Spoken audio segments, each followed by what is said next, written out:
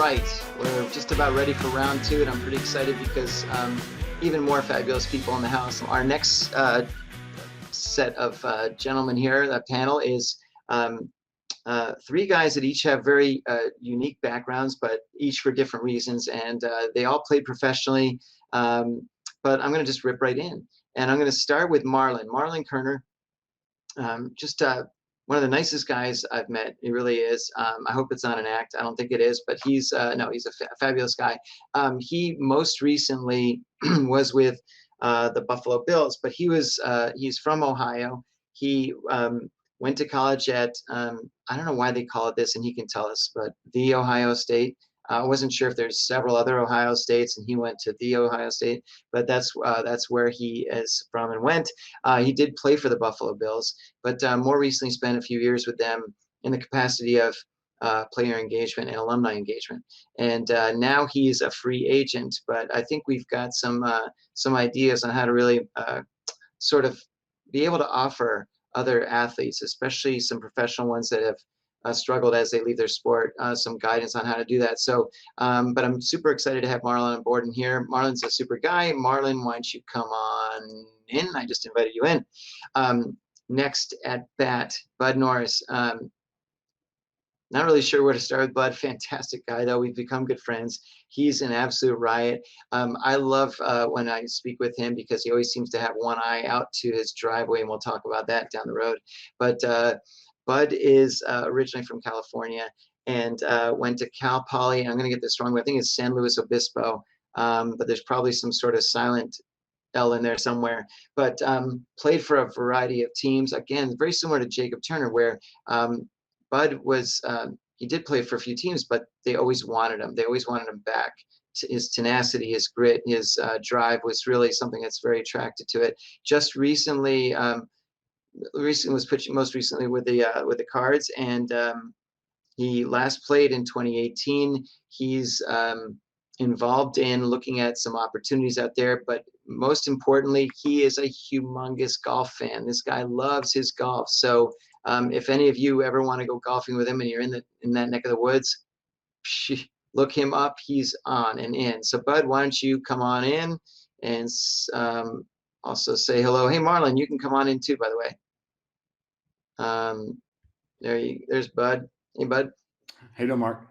Batting third in the RBI position is Cory Procter, and Cory Procter is if there's a guy that's going to be sort of more Texas, it's Cory. But the thing is, Cory's not from Texas originally; he's from the state of Washington, but and went to the University of Montana, and that is cool because that is big sky country. It's beautiful up there. Played for the most part for the Cowboys, played for a couple of other teams, but he retired back in 2010, so maybe 11 years ago, and now runs his own wealth management firm, Pro Capital. And Cory is, I love having this guy on too, just wonderful personality. Cory, come on in. Cory, how you doing, buddy? Good to see you. Good. They haven't had the pleasure yet, Mark. Well, now there we go. Gentlemen, thanks for being here. The common bond here, you each have had different experiences with the common bond, is that you all played professionally. You all were, again, sort of wearing that uniform, wearing that jersey, and you were part of a team, and that team was, at the time anyway, basically everything. But then there came a point where you had to take that jersey off. I'd love to ask each of you, and I'll start with Marlon, if I could, maybe you can tell me a little bit more about what your experience was when what made that decision. Was it something where it was an injury? Was it your decision? Was it, people usually say in the NFL, the player never decides when to leave, except unless you're, I guess, Tom Brady or something. But tell me about your experience a little bit. The first time or the second time? Because I'm going through it the second time now. Yeah, of course. First time, it was an injury, right? Like I was like most players. My third year, I was having a really good season. We were 6-10, but I was playing very well, and I tore my left ACL with 3 games left. No biggie. Go have the surgery, come back. I'm about to be better than ever. I was stronger, faster, and then got in the first game and tore my right ACL of the following season. So now I'm like 9 months apart. I'm literally having double ACL surgeries. then had to have a microfracture surgery because I tore some cartilage in one knee. And so spent another year trying to rehab it. And then they were like, you can't help us, so you can leave. And that was that, right? So, I get cut. They're like, go get that knee healthy. You get healthy, call me. So what do I do as an athlete? I'm 25. I'm like, this is my dream. I still want to play. I think I can play. So I go home, I rehab at the Ohio State University. It's in the name, in case you didn't know. And we were founded in 1870, by the way. Okay, no, they plug. And then, I go there. I try to get healthy. It's just not coming along. I'm at home watching the Music City Miracle and calling out the play as it's happening because I saw it happening and I knew it was about to happen and was like, see, if you kept me on the roster, I would stop that play and we've been going to the Super Bowl. But that's neither here nor there. But I will always take that as I would have stopped that play. So you can't take that from me, Mark. But then, that was it. Like they were like, hey, you never got healthy. And so then it turned into, I'm married now, I'm about to have a son, so what am I going to do? And so because the first panel brought up a really good point because a lot of things they said was me.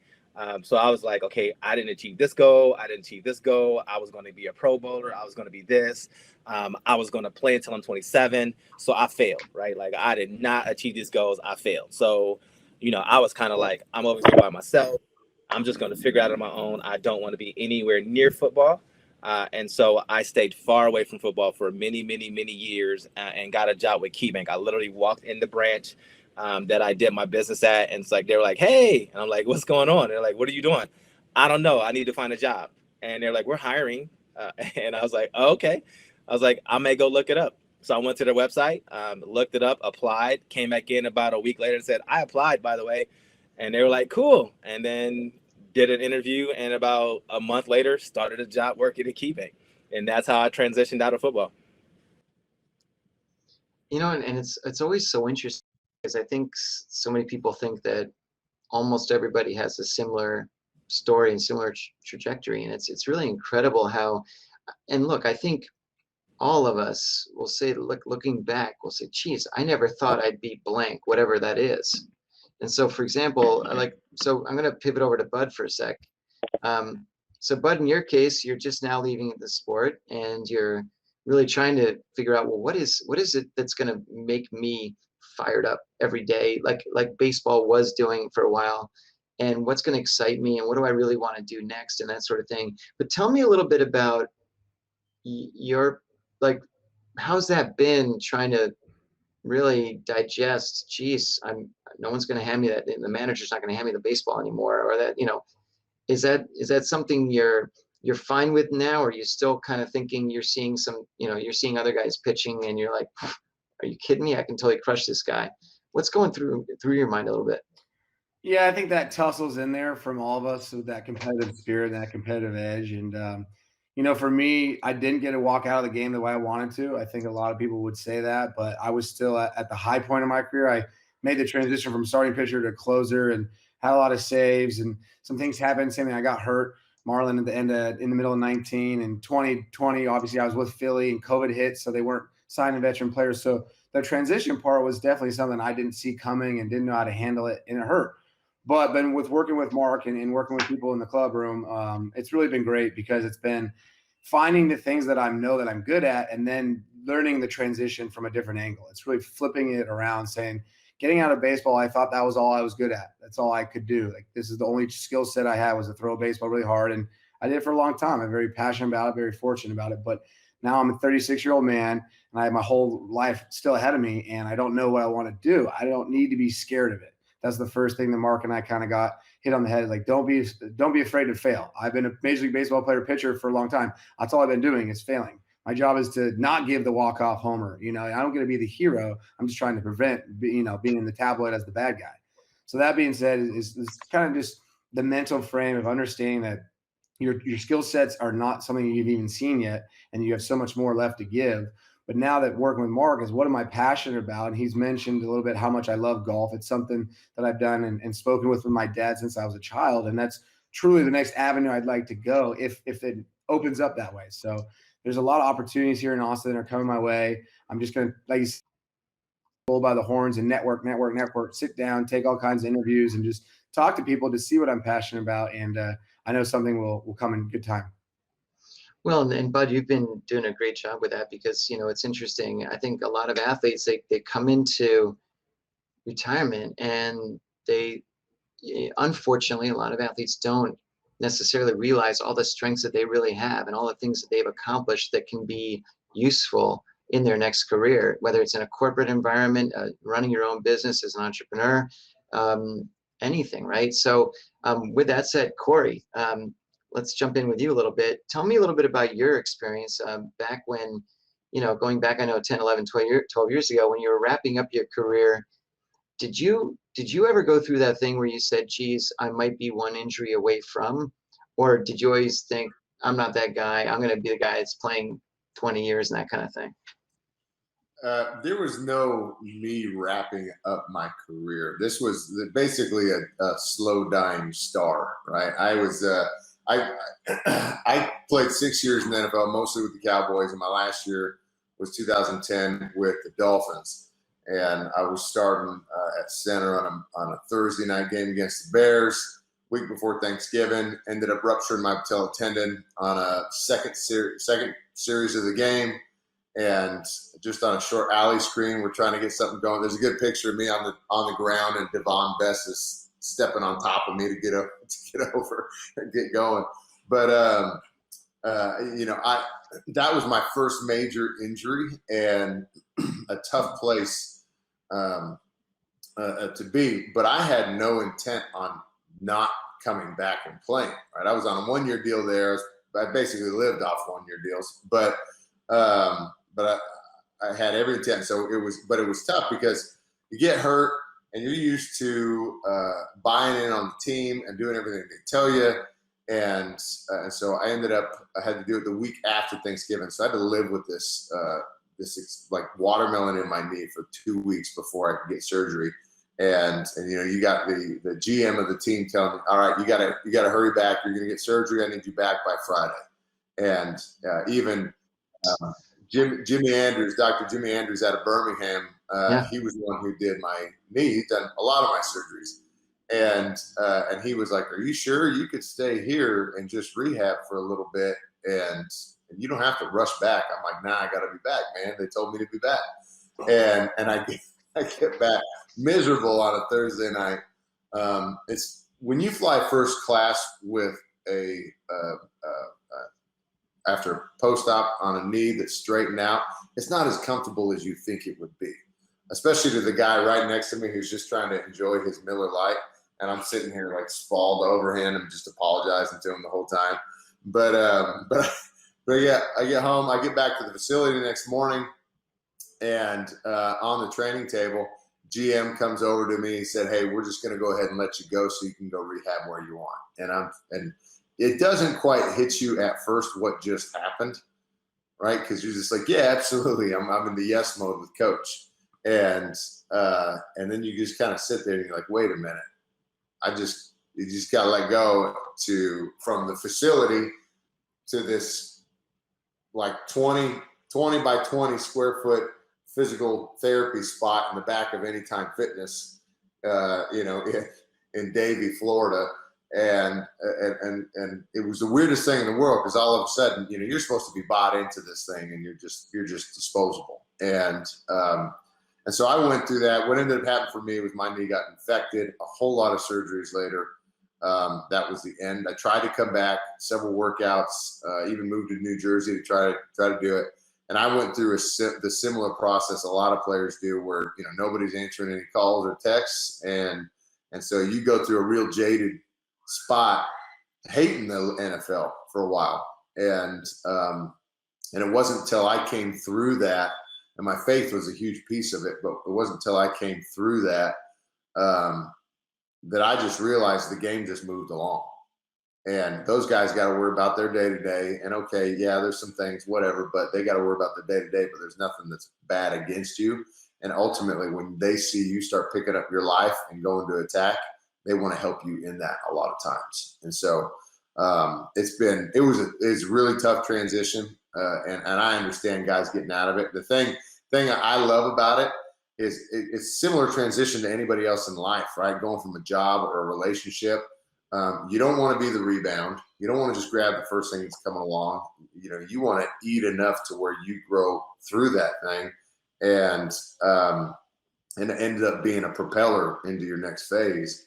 And ended up being a really God place for me, because I was engaged to my wife at the time, and I was kind of buying into the politics. I actually got into a fight with my O-line coach the day before I got hurt, and I feel like God was like, I'm going to chop this knee off in half, because I need the husband to be here, and I don't need a football player anymore.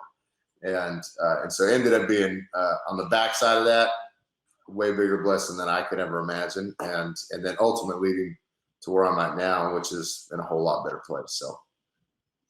And it's interesting. I think a lot of people. That's fantastic. Thank you for such a really a nice sort of overall view of that. And I think what happens is that most people, they'll sometimes think, well, gee, I need to be like that guy I saw on TV who went from being star quarterback to star announcer, Romo and all these guys. And I think that the general public out there thinks that almost every athlete goes through that. And the harsh reality is that that's 0.1%, that the vast majority of athletes go through what all of you have gone through, right? It's just not easy going from being in a stadium and getting those fans, chanting your name or cheering for your team and that sort of thing. And you're with the guys in the locker room and you're doing all that stuff, to suddenly now you're at home, or you're, rehabbing a knee, you rehab arm, elbow, whatever it is, and no one's there cheering you on you're sitting on your couch. And it's really challenging. And so that's why I think it's so important to hear your stories, because what I'm trying to do with all this is to try to give, especially some younger people, but even the people that have been out for a while, some of the ideas that maybe in the advice that you guys can offer them that really can sort of help almost to have them avoid some of that big long time slot that you guys went through, that when you struggled a bit. Marlon, maybe you can give me a sense right now of, you spoke to, as part of your role with the Bills, you were part of player engagement and alumni engagement. Tell me a little bit about, in your experience with the players themselves, the current players when they were playing, were they looking at some things that they could do outside of the sport, or was that discouraged? Football is a little different, and then other sports in that, it's, you meet a lot. We meet a lot. Like, that's the one thing that I hear from all the other sports and athletes, like, oh, y'all meet how much? Like, we meet every day. Like, so there's not a lot of time for guys to really focus on things outside of football from once training camp starts until the end of the season, right? So we're talking about really from the end of July through now. It looks like Valentine's Day is when it's going to run through. The football season is going to run. So it's not really encouraged for guys to really do anything off the field, try to go back and take classes. Some guys will do their own thing, and they'll have their foundations, and they'll get out in the community and they'll network. That's not necessarily frowned upon, but you need to be a little older. You need to be a little established. So if you're a young guy, an up and coming guy, say a star quarterback, I can't say names since I'm no longer representing the team, but we all get it. It's number 17. They may say, okay, he's doing too much interviews. He's doing too many things out of the community. I need you to back that off because I need him focused on football. And so you're always walking a line of, how do I get my guys prepared to be ready to go? Because we know we have a shelf life. We know as athletes, we are going to go do something different. So how do you kind of give them the nuggets that they need to take, and that will help propel them as a catalyst to the next phase? And so that was always a challenge. I think the one thing that I learned from doing player engagement is when I first started, we were doing it all wrong. And the league itself was doing it all wrong, right? Like, you're coming in telling a 21-year-old kid, hey, prepare like today's your last day. Man, I just got here. I'm not trying to make today my last day. Whereas we ended up navigating and going to a different type of, okay, listen, I want you to come in and be prepared to contribute as a rookie. Coming in, I want you to make this team, make this roster, whether that's a special teams guy. I'm going to give you some tools to help you. Oh, and by the way, I'm going to throw you a little nugget here and there that's going to help pique your interest to kind of help you realize that you got to do something else outside of football. And so once we kind of went with that, guys were really more receptive. And so it was more of a just, hey, look, I need you to focus on performance, because if you don't perform, I think, and that's the one issue in player engagement itself. They're always like, I'm going to give you tools to transition. No, I need to give you tools to stay here, because if you don't stay here, you won't be here long enough for me to help you transition. You're going to be gone in the first cut. And so that's where we started really trying to help guys really figure out, hey, man, here's where the coach puts the notes in the iPads. Like, here's how you study film. Like, here's how you actually start building relationships with the guys on your team. Here's how you have this conversation with your coach if you're struggling. Like, we started realizing helping guys do that, so that all of a sudden, if I can get you to perform at a high level, I can also get you here long enough to say, now let's build. And I quit saying plan B a long time ago. And I started saying, let's build your parallel plan. Let's build a plan that runs in conjunction with why you're playing, so that when you get done playing, you step right into the next phase of this parallel plan that you already built while you were playing football. Yeah, it's interesting. That's perfect that you say that, Marlon, because now, I think the thought of plan B in our minds, especially if you're competitive, means plan A failed, and no one likes plan A to fail. So I think instead of saying just, I like parallel plan, I think that's fantastic. If you say, or an interest outside of your sport, or something that's secondary interest, something that you enjoy doing, versus I need to figure out something that's my plan B, because plan Bs are always, I don't know. I mean, just plan B, plan C, plan D. I just don't like those. So that's fantastic, Marlon. Thank you.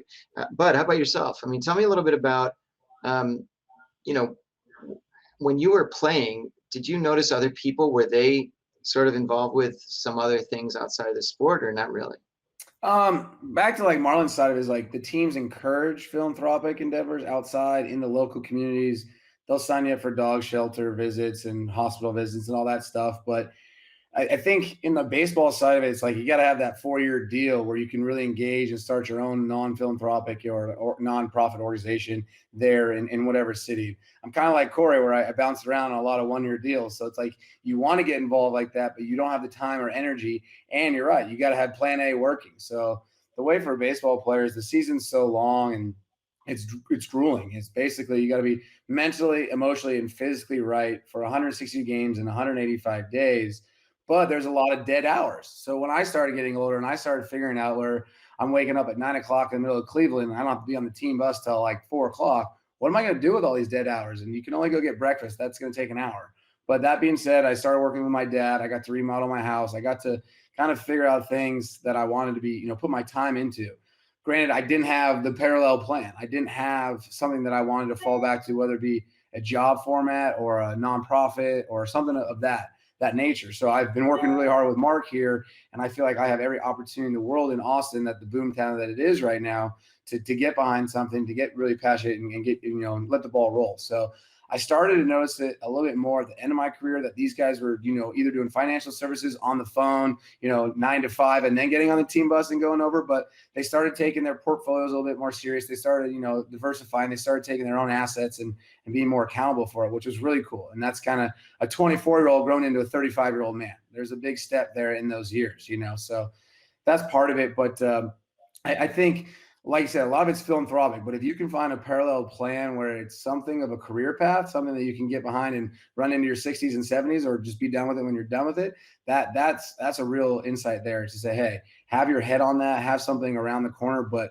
same thing, the focus levels have to be there, full intent, 95% of what you got. It's got to be on your sport and your craft, because you're right, that window is only open for so long, and you want to maximize as best as possible. But it's very healthy to have if you only have your head in one sport, you're not really supplying yourself anywhere else. You're hurting yourself. And that's a real opportunity to say, hey, I need to be mentally aware of other things going on around me too.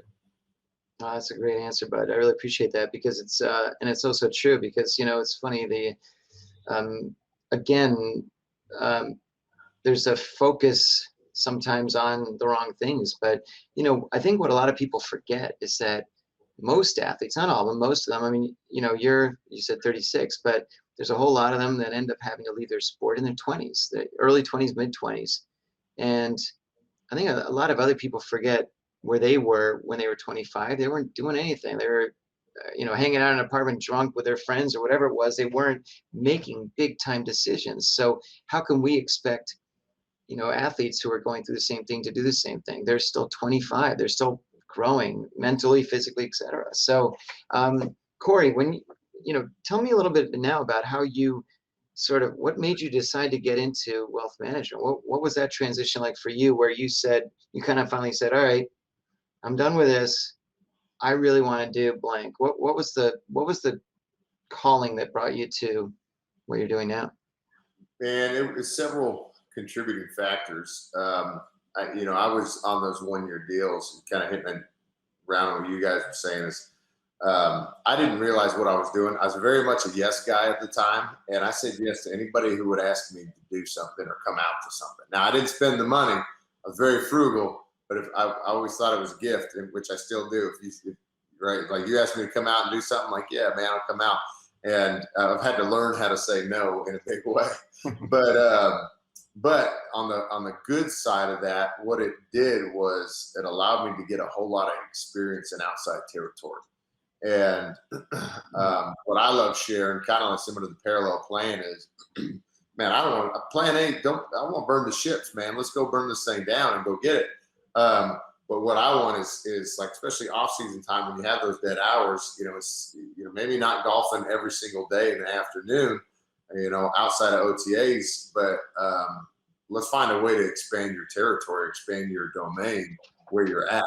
The Dallas Cowboys are a fantastic income revenue source, right? But we're sitting in a restaurant with 20 other people, 20 other businesses right now that would be dying for a chance to grow with you. And so what I love encouraging guys to do is like, go talk with these people, go interact with them yourself. Don't leave it up to your agent. Don't leave it to anybody else. Go talk with these people and have a conversation. And next thing you know, you're just talking, end up working, maybe a relationship form. And under the gird is this experience that they end up carrying forward without even the thought process of preparing for the next phase. And so they're like, well, now I've developed a bunch of relationships for something to happen. And that's what happened with me. And so I worked with my advisor. Marco Rivera was kind of my mentor in the locker room. Big guy in Green Bay, moved to the Cowboys, and I was right next to him. And so he took me under his wing a little bit and introduced me to my advisor. And I had a big old stack of cash just sitting in the bank before I ever did anything with it.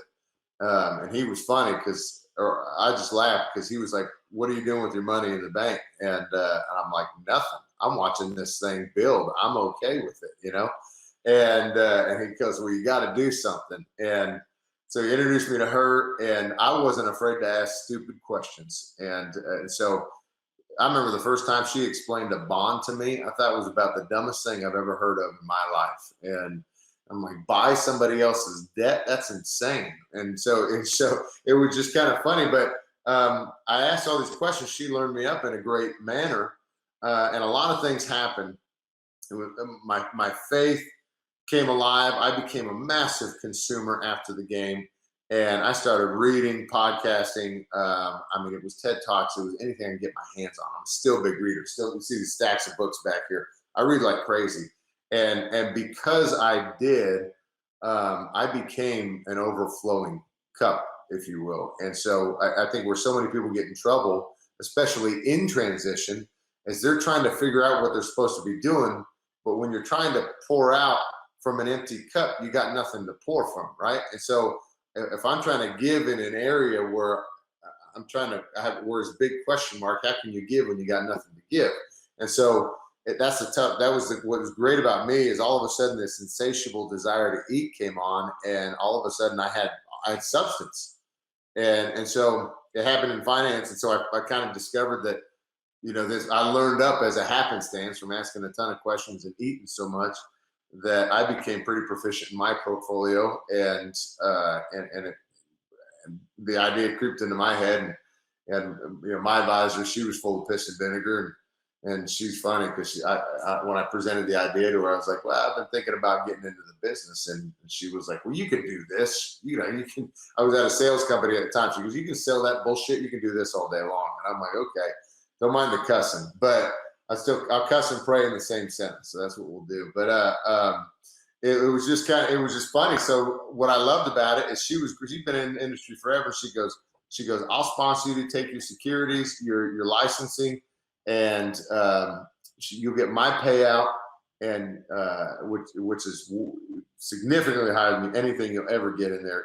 I mean, even seasoned veterans, but like especially somebody starting out.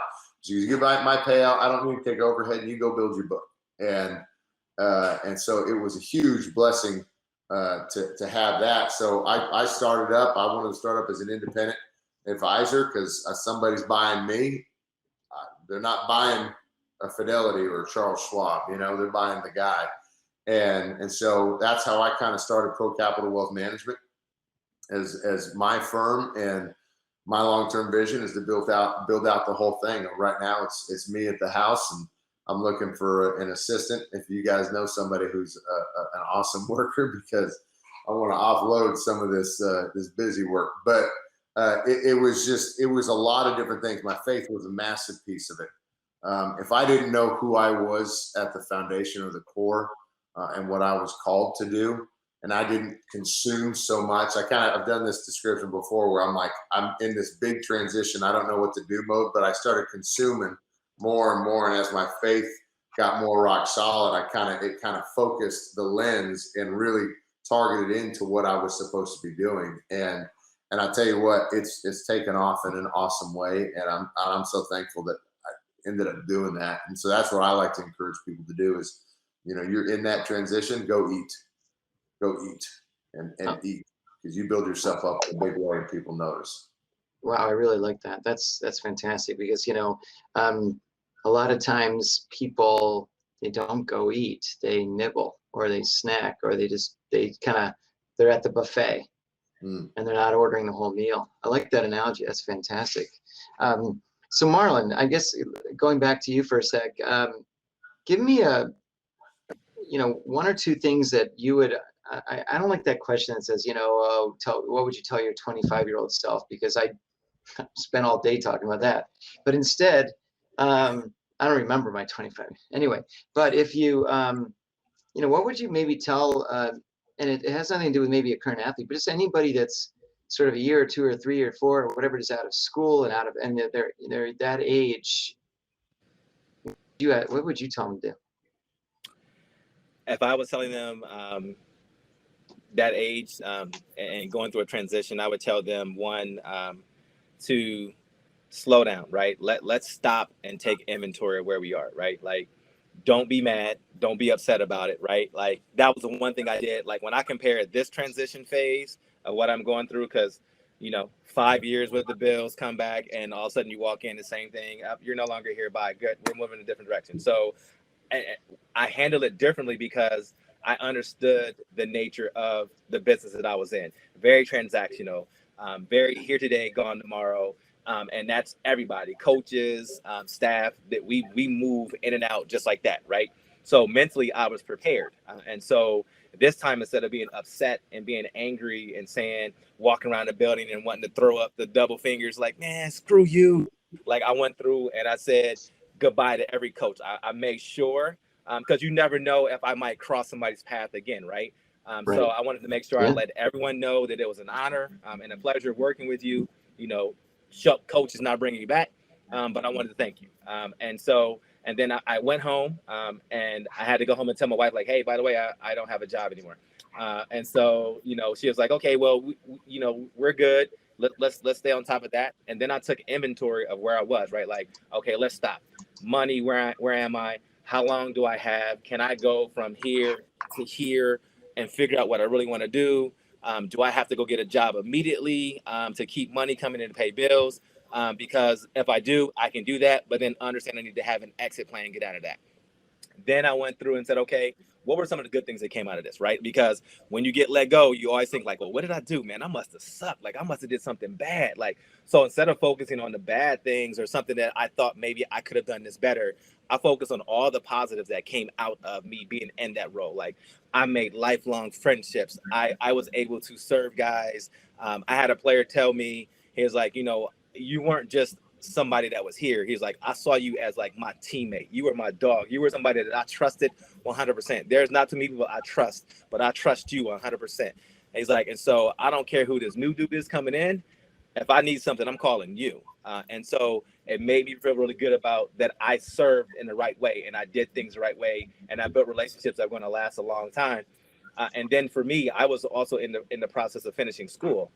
So I was like, well, this is a perfect blessing. I looked at it as an opportunity to focus on my last 7 weeks of school, and I didn't have to rush anything. So I just focused on that. I graduated last Saturday from St. Bonaventure University with my master's in strategic leadership, and now I'm just looking for the next thing. But I'm not rushing. I'm like Cory, like I'm waiting to go eat, right? Like I'm not here trying to be like I gotta go. I'm like, you know what? I can take my time. I'm going to find something that I really love getting up doing. And it may end up just being helping athletes transition because the one thing that I've seen and that we've all experienced is, listen, like when they cut us off, they cut us off. Like they move on. They replace us with somebody else. They don't think anything else about us. Like it's on. Thank you for your service. Pat on the back. Good luck. Hey, you might you'll get some severance later on from the league itself, but hey, thank you. And that's it. And so, a lot of guys struggle with some of the things that I struggle with, and I would love to be there to help navigate some of those things and help make it so that it's an easier transition than the one that I went through. That's perfect. And it's, I think that was part of your job anyway, or your work that you did with the Bills was really working on the transition side, although maybe it wasn't really that obvious, but it's obviously something that you're a part of. I'm sure people really looked at you for guidance and for support and advice. And I mean, that was part of the role. So I think you're certainly well suited to do that. And, we'll have to have you on the team if you want to be. But anyway, that's fantastic, Marlon. That's great. So just to tie some loose ends together here a little bit, because we're bumping up against the time, and you've all been fantastic. You really have been. Why don't each of you just tell me where you'd love to be?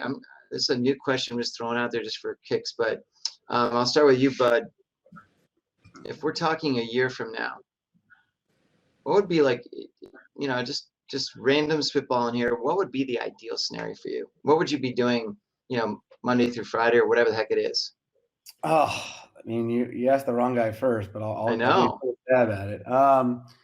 Honestly, it's just, hopefully in a career not rushed, but something that I'm passionate about, something that I can just wake up with my, smiling and say, I want to get the day going. I want to go do this today. And as you know, through my transition, I'm still kind of figuring that out. I have some things up my sleeve, but I think that's the biggest thing is find something you love so that you can be passionate about every day going forward. As much as we were all passionate in our sport, that's something I loved since I was a kid. That was easy to get behind because it's something I loved and knew it. But so now, once again, I just want to find something I love. I want to get after it. I'd love to, put some time into it, potentially go to the office 3 days a week, play golf the other 2, and have the weekends free. If that's how I'm going to draw it up, there it is. Love it. Love it. And before I forget, Bud, what's if people want to connect with you and so forth, what's the best way? Yeah, I'm on LinkedIn now. Mark's got me working on that a little bit more. I'm definitely enjoying that. I'm also on Instagram, just the Bud Norris. Some kid stole the Bud Norris in front of me, so I had to put the in front of there. So it's out there, but would love to network and connect. So hopefully we'll make it happen. Some people took that one, huh? Good. Yeah. I know. Cory, how about you, Bud? I was going to say, is that how the Ohio State University got their name? Back in 18, whatever. On Instagram, that's right. Man, I told you my immediate goal, like right now, I'm thankful. I work hard, and so my growth has taken off in a big way. And so right now, my immediate is trying to find this office space, which is limited where I'm at right now, and office space and a good assistant. And so what I'm trying to build is an attractive space for other advisors that want to come work and that want to go independent and leave one of the bigger wirehouses. And so that's what the purpose of the assistant is, to really offload a lot of that busy work. And that is what I enjoy doing. The revenue generating behavior in my life is stuff like this. I do a lot of seminars, a lot of speaking engagements. I get out, have a lot of lunches and dinners and stuff like that, where, man, I get to talk with you guys and we get to learn about each other and you get to learn who I am. And a lot of times that ends up as clients. And so, you know, when that happens, and so those are the revenue generating behaviors that I love, because that's my natural state. And I'll fill paperwork in as a necessary evil, but it is evil. And I tell you, I will leave that to somebody who wants to do it. And so that's my man. That is my beauty right there. If I can get that in line for this next year, I will be in a humming spot for myself. I promise. And what's the best way for people to reach you? You can, I mean, I'm on Instagram at Cory Procter, Twitter at Cory Procter, Facebook the same. If you want to go check out my company site, it's my company, procapitaltx.com. Same handles on Facebook and LinkedIn also. And I share random comment that's on my site, so, or content on my site, so you can see all that stuff. But it's go creep on me, go check it out. Shoot me a message anytime you want. I love it, and it's fun to talk to people. So, and I'm a geek about my website. I love that dang thing. So, all right, cool. Go give it a whirl. Excellent. All right, Marlon, batting third. I'm looking for what I want to do in a year, and if I'm talking fast, tell me to slow down. I think you're good. I would want to have the two companies that I have been wanting to start for a long time up and running. So one of them would be an athlete transition services company. I do have a name. I need to get a logo.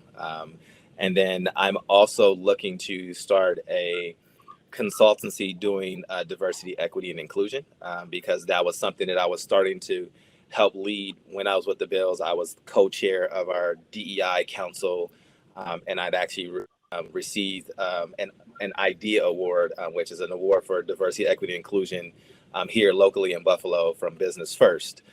So I would like to continue to grow and learn in that space. And if I can get both of those up and running, I think I would find my passion to get up every morning, and it would not be a job any longer.